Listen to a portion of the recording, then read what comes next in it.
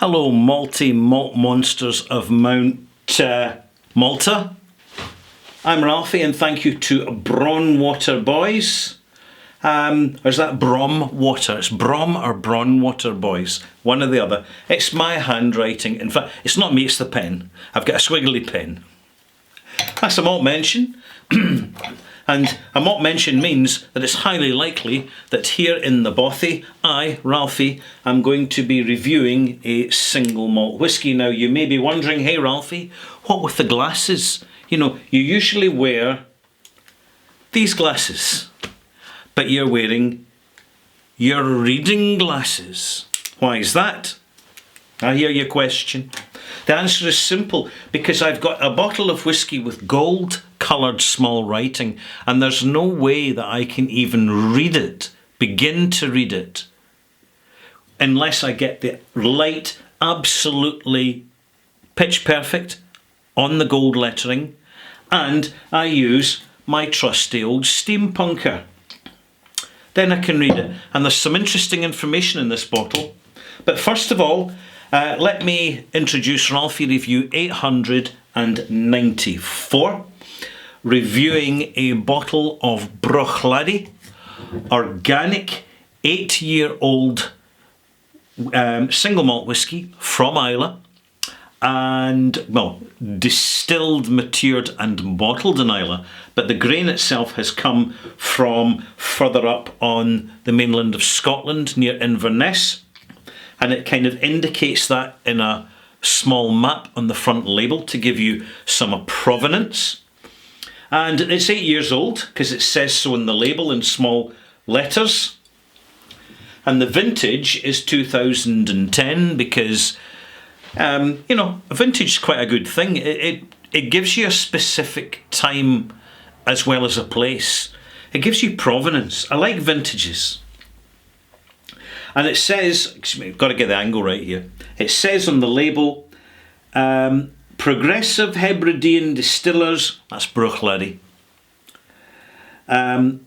conceived, distilled, matured and bottled, unchill filtered and colouring free at Bruichladdich Distillery, Isle of Islay, Scotland. Product of Scotland. Good. Although the grain came from elsewhere, we've got an idea where it came from. We also know that it's organic, so we're getting quite a lot of disclosure going on here without too much disingenuous flannel. So it's all good.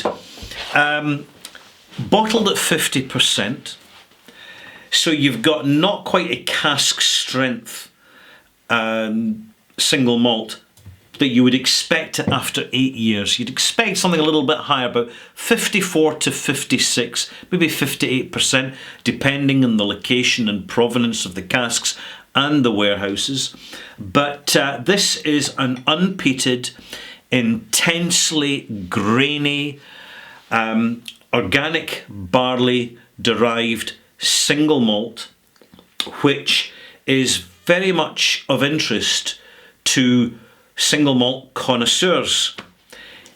It is a little bit pricey, but it's not absurdly expensive compared to some other bottlings out there. Of course, it depends where you are. Where I am, it's not too bad. It is pricey, but not enough to put me off.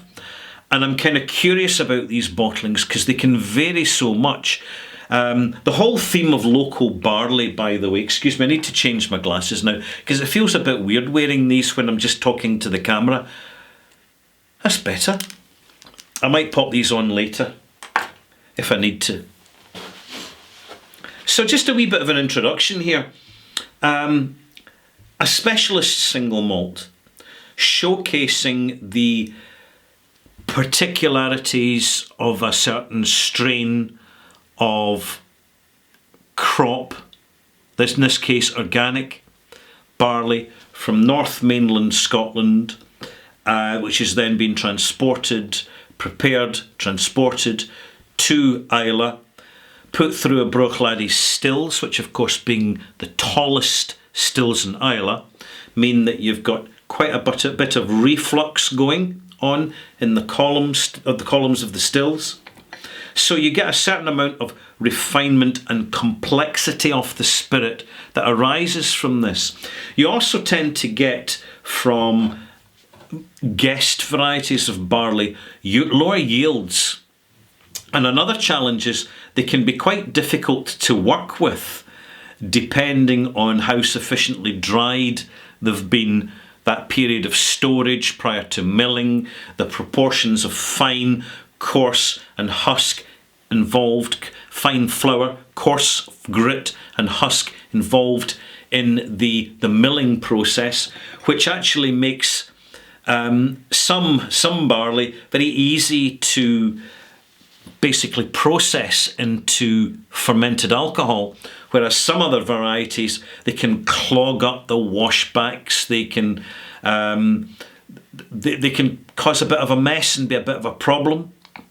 All sorts of things can happen. You know, they different barleys, by the way, depending on oil content and other factors, some barleys, you'll have very little foaming from when you've added yeast into a tank, into a washback, and others it can really foam up significantly, and you're checking the temperature, checking the yeast. Everything's as normal, but different barleys behave differently. It's one of the fascinating things that result in the singularity of flavour in the end result in the whisky. And it's a reason that we look out for them, whether it be Springbank, whether it be Bruichladdich, or whether it be some other distilleries that are increasingly featuring local or single field or single estate barley, single farm barleys, giving you locations and other details. Very intense, super intense. I can tell by the nose already that this is a single malt which is going to be difficult to access, even for an experienced palate. If you're just getting into single malt whisky, I do not recommend you buy this. If you do buy it, keep it on a shelf and open it in a few years' time when you've developed your palate and you're ready for the sensation shock you're going to get off of this. You first notice it on the nose. Very cereal driven and intensely so. There's a certain acidity in there, almost sake sourness, a real sort of intense, dry, astringent cereal note. Vanilla, sultana, things going on in the background, but you don't notice them so much because it's the cereal that absolutely dominates the first arrival in your nose, the first arrival in your palate.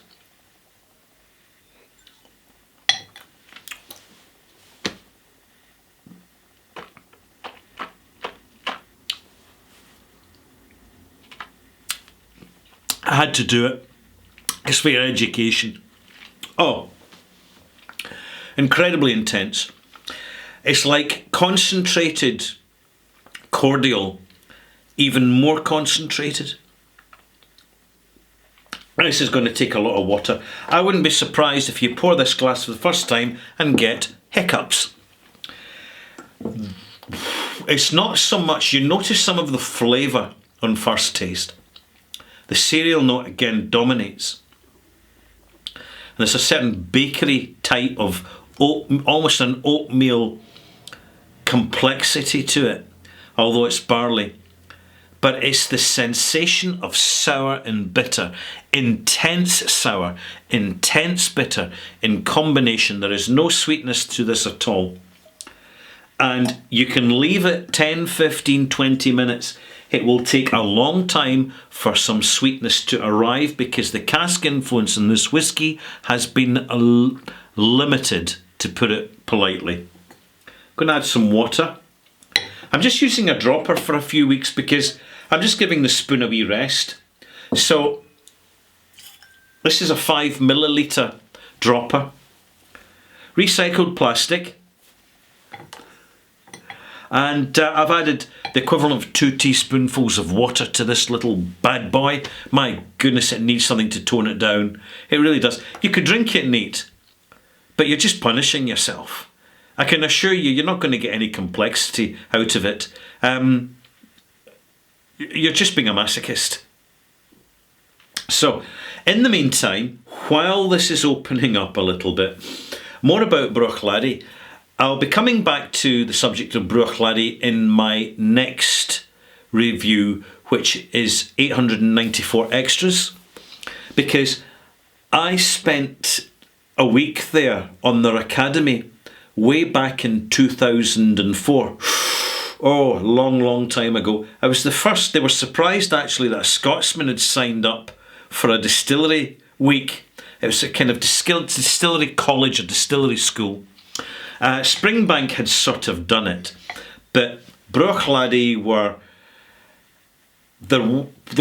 just starting out, and I reckon that they would be looking to impress. So in fact, I was in the second edition of the Bruichladdich Academy. They don't do it anymore, and I'm glad I did it because I got a very valuable insight, some of which they intended me to be aware of, and others that they didn't. But I was doing a lot of observation while I was there, and I thoroughly enjoyed the experience. Lovely, friendly people who really made myself and the other students very, very welcome. But of course, everything's more complex than that, so I'll talk about it in the extras. I do have about 9 videos in the archive on Bruichladdich.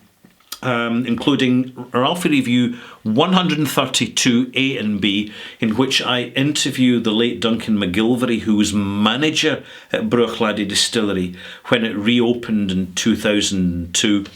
And in my opinion, he was pivotal to the success of that distillery. He was the quiet one behind the scenes who just got on and organised people and who commanded respect from the team to get things done. An absolute gentleman. And he was such a patient source of valuable insight and information while I was at the academy during the academy week. But I'll leave that for my next review. It'll be quite interesting actually, because I'm now realising it's historical. Oh, back in the old days. Yes, yesteryear. I'm hoping for quite a few more yesteryears. I've allowed this whisky to really settle down now, and my goodness, I'm just telling you straight. Proceed with caution here. It's a very interesting whisky, but it's a bad-tempered little blighter, and you might want to tame it down with some other Bruichladdich to make it a little more accessible and enjoyable. The flavour's there, the integrity of bottling's there.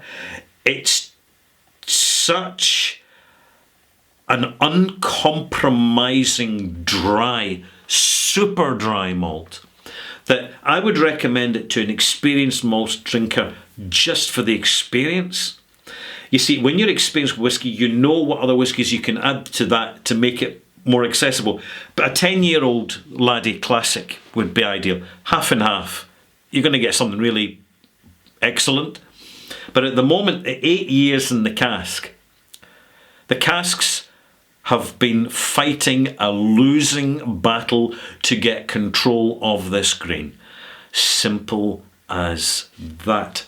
Nose.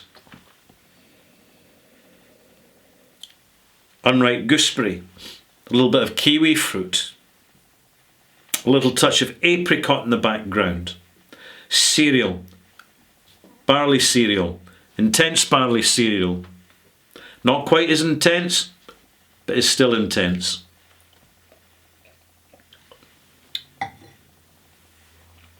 Fruitier in the arrival, unpeated, delightfully, refreshingly so, very astringent, deeply bitter and sour, in the same style as some Benromachs, early version Benromachs, and mid-aged 15-year-old old style Pultneys. an unusual type of Scotch whisky.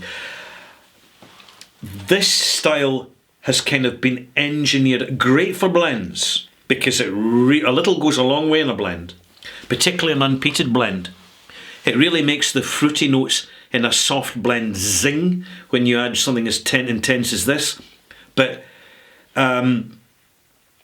so many whiskies now are engineered via the cask these days to be that little bit sweeter.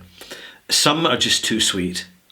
Some are interestingly sweet, but you can appreciate why it's done. And also in rums, by the way, also in rums, when you have such a dry, flinty, minerally, brutal, yeah, I'm calling it brutal, single malt as this.